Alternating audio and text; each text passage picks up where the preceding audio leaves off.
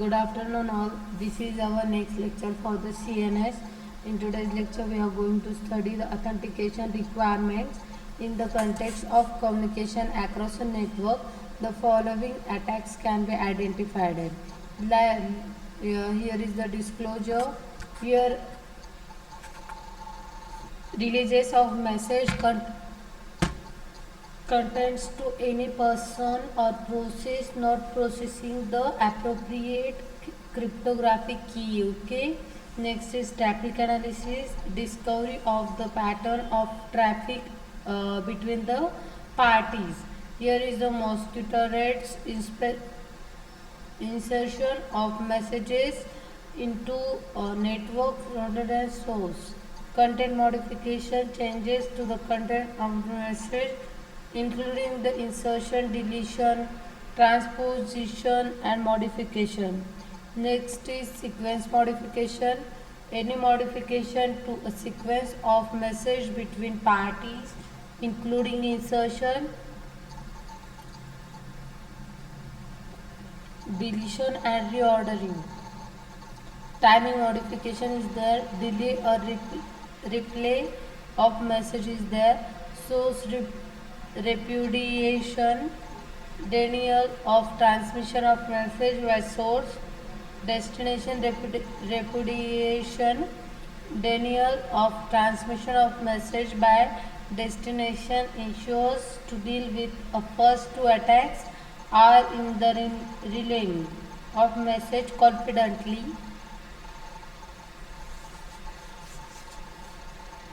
with measures to the deal with 3 through 6 are rated as message authentication item. 7 comes under the digital signature and dealing with item 8 may require a combination of digital signature and a protocol to counter these attacks. Okay, here is the authentication function. Any message authentication or digital signature mechanisms can be viewed as having fundamentally two levels. At the level 1, lower level, there may be some sort of function that produces an authenticator's a value to be used to authenticate a message. This lower layer function is then used as a primitive in a higher layer authentication protocol that enables a receiver to verify the authenticity of a message. Okay, the different types of functions that may be used to produce an authenticators are as follows. The message encryption, the ciphertext of the entire message serves as its authenticator. Message authentication code MAC, a public function of a message and a secret key that produces a fixed length value serves as the authenticator.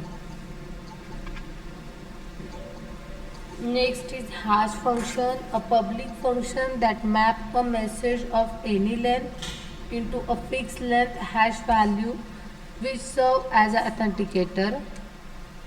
Message encryption is there. Message encryption by itself can provide a measure of authentication.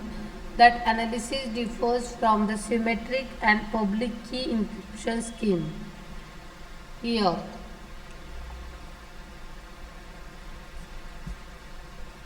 observe diagram carefully.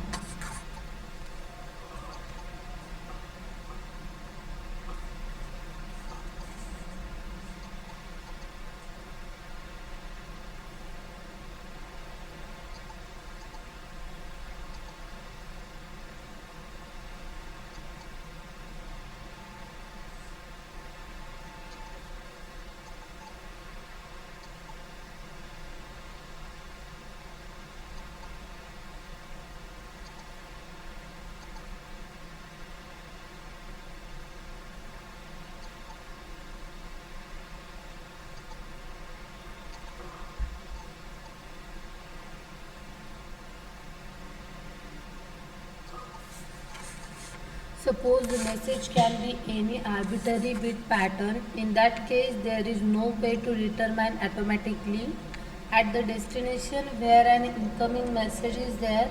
It is a ciphertext of a document message.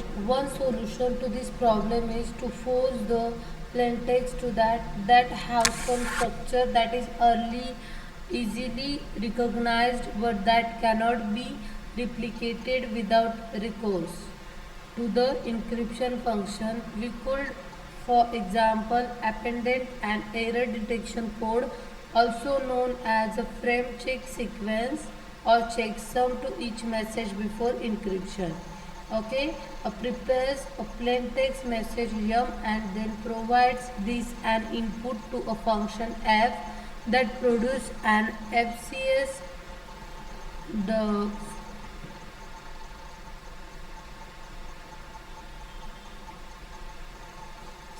FCS is appended to yum and the entire block is then encrypted. At the destination, B decrypts the incoming blocks and treats the result as a message with an appended FCS. B applies the sum function f to appended attempt to reproduce the FCS. If the calculated FCS is equals to the incoming FCS, then the message is considered authentic.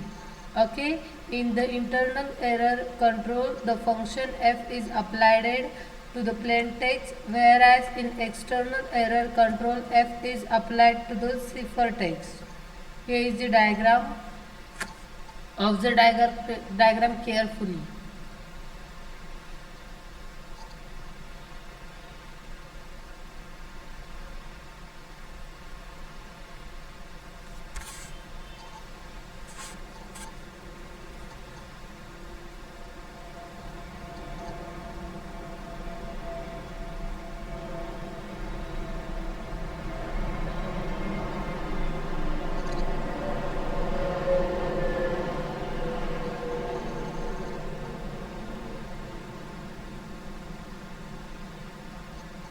Here is the message authentication code. MAC is there.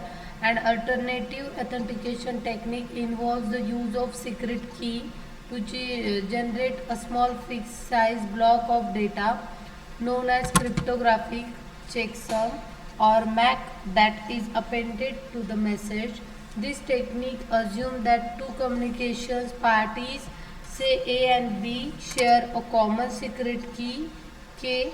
When A has to send a message to B, it calculates the MAC as a function of the message and the key. Okay, MAC CKM is there where M is the input message, C is the MAC function and K is shared secret key. Okay, plus MAC is the message authentication code. A message plus MAC are transmitted to the intended recipient. The recipient performs the same calculation on the received message using the shared secret key to generate a new MAC. The received MAC is compared to the calculated MAC. If it is equals, then the message is considered authentic. A MAC function is similar to the encryption. One difference is that MAC algorithm need to be reversible as it must. For decryption in general, a MAC function is a many to one function. See this diagram. Observe this diagram carefully.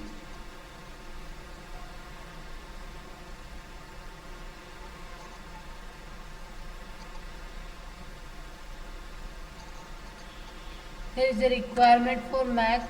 When an entire message is encrypted for confidentiality using either symmetric or asymmetric encryption, the security of the scheme generally depends on the bit length of the key. Barriers some weakness in the algorithm. Okay, the opponent must resort to a brute force attack using all possible keys on average. Such as attack will require to raise to k-1 attempts for a k bit key. Okay, In the case of MAC, the considerations are entirely different. Using brute force methods, how would an opponent attempt to discover a key? If confidentiality is not implied, the opponent has access to plain text message and their associated MAC. Suppose K is greater than N, that is, suppose that the key size is greater than the MAC size. Then given a known M1 and MAC1 with MAC1 is equals to CK of M1, the cryptanalyst can perform MAC-I. At least one key is generated to produce a match of MAC-I and MAC-1. Note that a total of 2 raised to k MAC will be produced, but there are only 2 raised to n greater less than 2 raised to k different MAC values. Thus, a number of keys will produce the correct MAC and the opponent has no way of knowing which is the correct key. On average, a total of 2 raised to k upon 2 raised to n is equals to 2 raised to k minus n. Keys will produce a match, thus the opponent must irritate the attack. Here is round 1 given M1 and MAC1 is equals to CK of M1. Then computer MAC-I is equals to CKI M1 for all 2 raised to k keys. Number of matches are there. 2 raised to k minus n is there. Round 2 M2 MAC2 is there. Instead of M1 there is M2 in CK. See, and this is the expressions, and so on average a round will be needed if k is equals to a into n. For example, if an 80-bit key is used and the MAC is 32-bit long, then the first round will produce about 2 raised to 48 possible keys. The second round will narrow the possible keys to about 2 raised to 16 possibilities. The third round should produce only a single key, which must be the one used by the sender. If the key length is less than or equals to the MAC length, then it is likely that the first round will produce a single match. Thus, a brute force attempts to discover the authentication key is no less efforts and may be more effort than that required to discover a decryption key of the same length. However, other attacks that do not require the discovery of the key are possible. Here, consider the following MAC algorithm. Let M is equals to x1, x2, xm be a message that is treated as a consecution of 16-bit blocks. XI then define this, where this plus sign is the executive or XOR operation, and the encryption algorithm is DES, the electronic code book mode. Thus, the key length is 56-bit and the MAC length is 64-bit. If an opponent observes this, a brute force attempts to determine K will require at least 2 raised to 56 encryption. But the opponent can attack the same system by replacing x1 through xm minus 1 with an desired values y1 through ym minus 1 and replacing xm with the ym, where ym is calculated as follows. This ym is equals to y1 XOR y2 is there.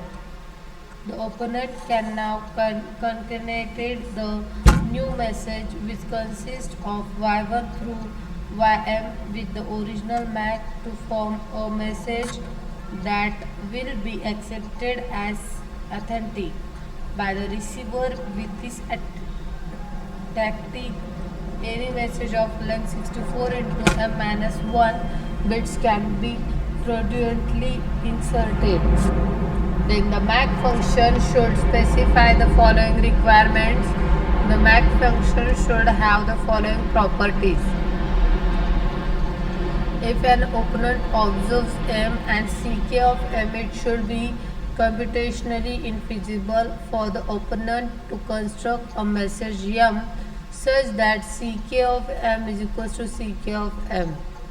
Ck of M should be uniformly distributed in the sense that for randomly chosen message M and M dash, the probability that Ck of M is equals to Ck of M is 2 raised to minus n, where n is the number of bits in the MAC.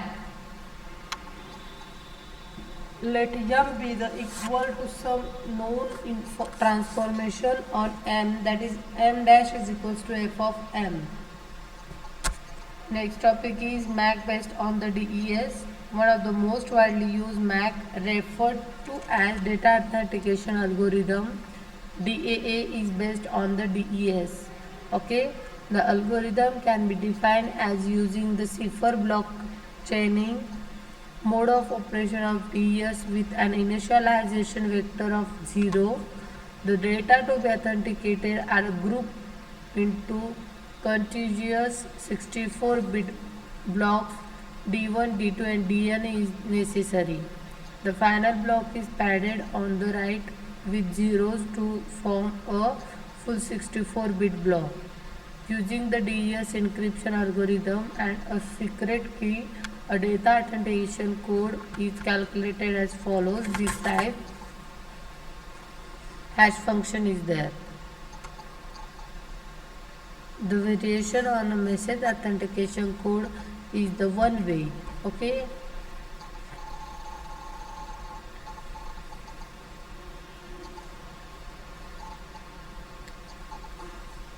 A verification on a message authentication code is a one-way hash function. As with MAC, a hash function accepts a variable size message M as an input and produces a fixed size output, referred to as a hash code H of M. Unlike a MAC, a hash code does not use a key but is a function only if of input. The hash code is also referred to as a message digest or hash value. There are varieties of ways in which a hash code can be used to provide message authentication as follows. A message plus the hash code is encrypted using symmetric encryption. This is identical to that of the internal error control strategy. Because encryption is applied to the entire message plus then hash code confidentially is provided. Okay. See this diagram and recall the concept.